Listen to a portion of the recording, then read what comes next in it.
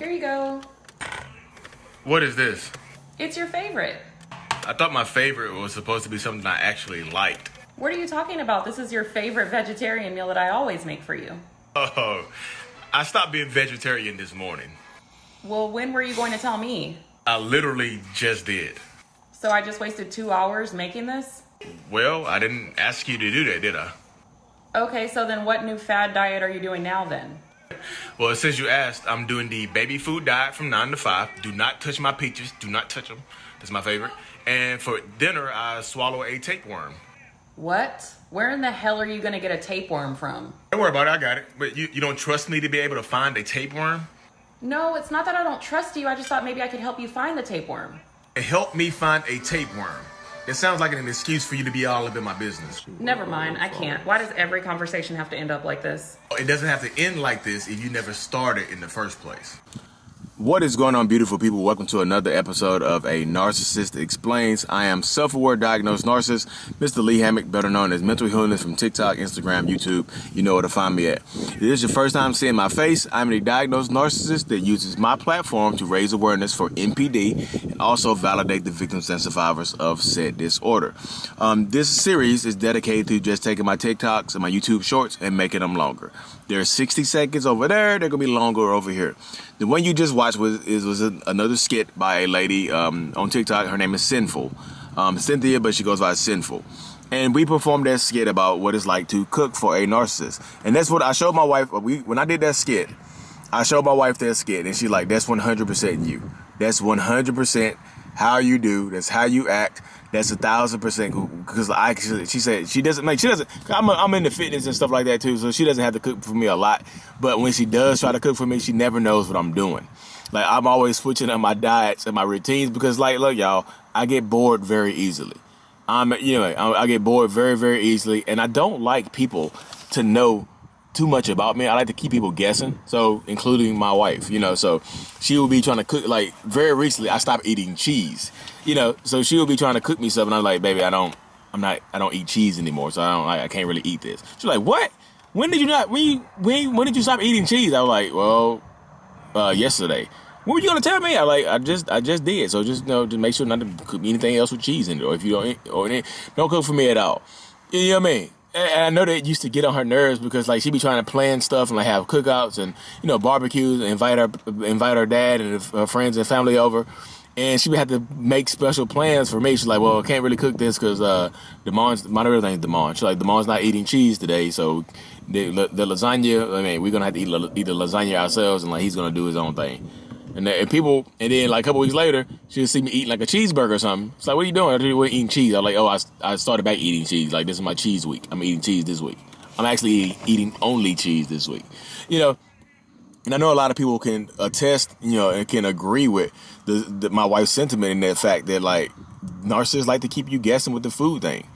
And like I said, one of the reasons I like keeping people guessing because I get bored very, very easily. I need to switch it up. My life gets monotonous, and I need to just be erratic. I'll try like a fad diet. I'll go and I do intermittent fasting or keto, I go from keto to no cheese, like, in a week span. My body be all confused. My body don't know what the hell to do. I'm just like, and my wife don't know what to do. My kids don't know what to do. People don't know what to do, what I'm eating, how I'm eating.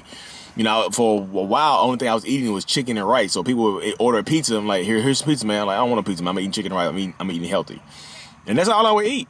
And that would annoy people. So I didn't want to try to be annoying, but it used to definitely be annoying to people. I know, like I said, and some narcissistic people just don't appreciate your stuff. So if you're cooking for them, they just don't want to show appreciation for the stuff that you are doing for them. Because a lot of narcissistic people, they want to make you feel like you're less. Like, the stuff that you do is not worth them eating it. So you might go out of your way to cook your husband's or your wife's favorite meal, and then you put it on the table in front of them, just like in that skit, and they's like, well, I don't eat this anymore. Like, why'd you cook this? Well, I wasted 2 hours cooking this. No, nobody asked you to do that. Stop doing stuff for people who don't ask. That's how you get taken advantage of. That's how you get used. That's how you get abused and things like that. So stop doing stuff for people who don't ask you to do things for people. You know what I mean? And sometimes that's the narcissist mindset right there, y'all. That's literally how my mind works sometimes. Like, don't ask. I didn't ask you to do that, so don't do that. And don't get mad, but I'm not appreciative of something I didn't ask you to do. You know what I mean? So a lot of narcissists, you will run into that with a lot of narcissistic people. The fact that they don't want you to feel like you appreciate it. You cook and clean and do everything for them, and then they just don't appreciate it. Because especially if you're married to them. If you're married to a narcissist and you cook, you clean, you do all this good stuff and you don't get appreciated for it, in a narcissist's mind, you're supposed to do that anyway because you're my husband or because you're my wife. You're supposed to do that stuff. So why should you get extra appreciation for the stuff that you're supposed to be doing because you are married to me? You know what I mean? So it's not just cooking. It can go into the cleaning. It can go into helping with homework. It can go into, sacrificing your job or your career, moving states, moving cities, sacrificing, comfort, selling your house to move in with them, putting your kids in different schools. You know what I mean? Getting divorced to somebody else, breaking up with somebody else. Like, they don't, well, you wanted me, so you had to break up with them. Stuff like that. Like, narcissists, it's confusing to be with a narcissist. I know people are like, well, if I don't cook, he'll get mad. Or if I don't cook for her, sometimes she'll get mad and say, I don't appreciate her, that I don't cook for her. Well, cook for them, ask them before if you're going to continue to deal with it, you got to ask them before you do it.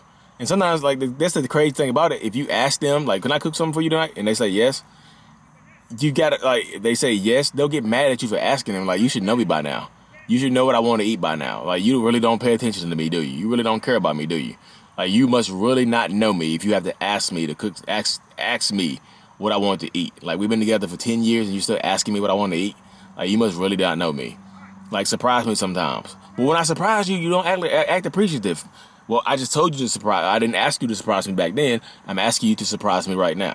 So that's when the gaslighting and stuff comes in, y'all. So you got to kind of stand firm and stand strong.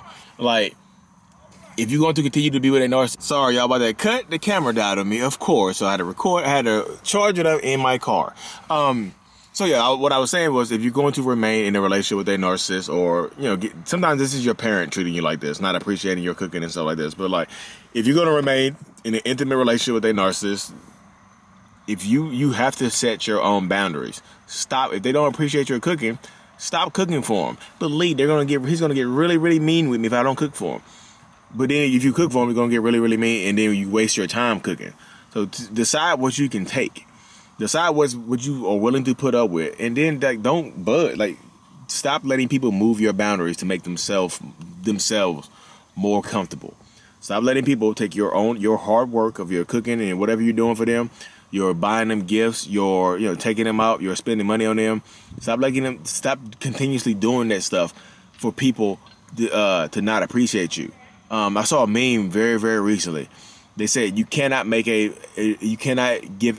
change a person by giving them more of something that they already don't appreciate. And that rocked me.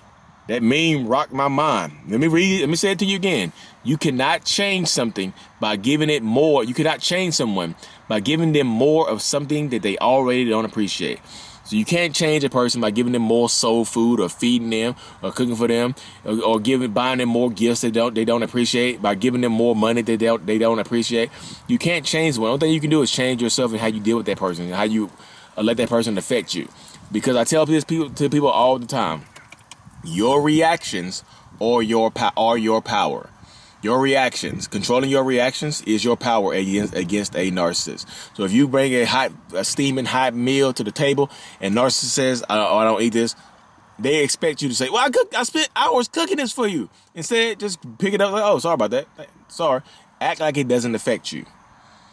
And it bothers the narcissist, y'all. It bothers us. If we can't trigger you, we can't control you. So sometimes when people can't trigger you with their words or their actions, they'll get physically violent on you. So protect your peace, protect yourself at all costs. I keep telling y'all this. Protect your peace, protect yourself at all costs, because you matter to you. You matter to you more than you matter to them. I promise you that. But anyways, y'all, thank y'all for tuning in to another episode. I really, truly appreciate every single one of y'all. Hit that like button, y'all. Hit that like button. Follow me on Instagram, too. I do reply to most messages on Instagram. My TikTok, on TikTok, I have over 1 million people. I get a lot of messages. It's hard to keep up with that. But Instagram, only 28,000 people on there, so it's easier to message people back. So I truly appreciate every single one of y'all. I'm thankful for every one of y'all. Mental Illness is out. Peace.